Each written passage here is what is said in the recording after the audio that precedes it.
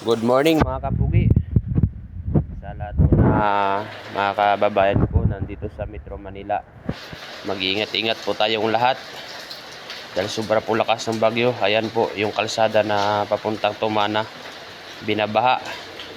Ayan, sobrang lakas ng ulan. Pupunta nga pala kami dun sa gulayan. Bibili kami ng gulay. Ayan, kung maraming tao siguro bumaha. Magtanong tayo mga kapugi.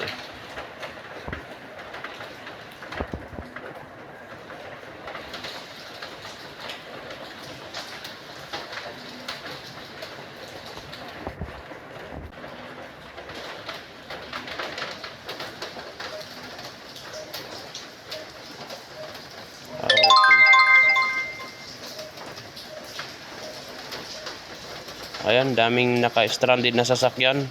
Hindi kakayanin, bumaha. Ayan ho. Hala. Ayan, may isang sasakyan na lumubog. Siguro pinilit ng driver kaya nang dyan hindi kinaya.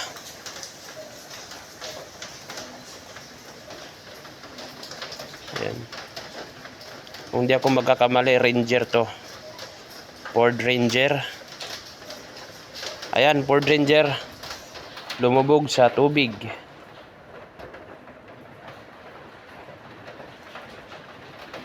Bakit pa kasi dapat hindi na sinubukan kung di man kaya.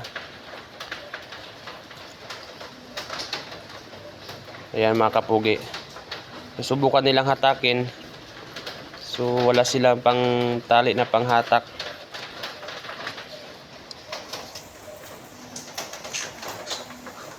Ayan, mag-ingat-ingat tayo mga kapugi dahil hanggang ngayon sobrang lakas pa rin ng ulan.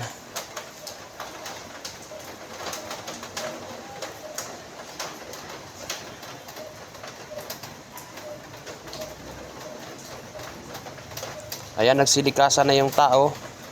Nakita nyo mga kapugi, halakas na ng tubig. Ayan, dito po yan sa Tumana River.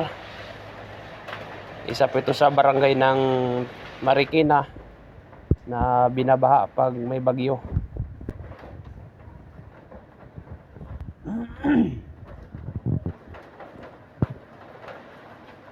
Ayan, sinusubukan nilang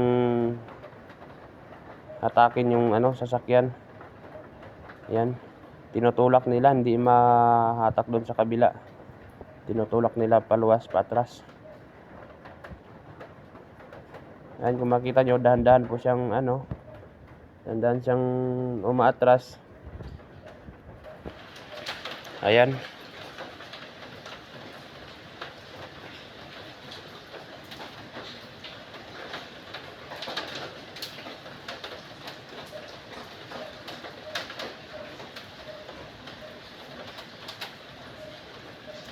Ayan, nandyan na, nakuha na. Salamat sa mga rescuer. Yan, makikita po natin kahit gaano kabigat, kung tulong-tulong, hindi siya mahirap. Yan.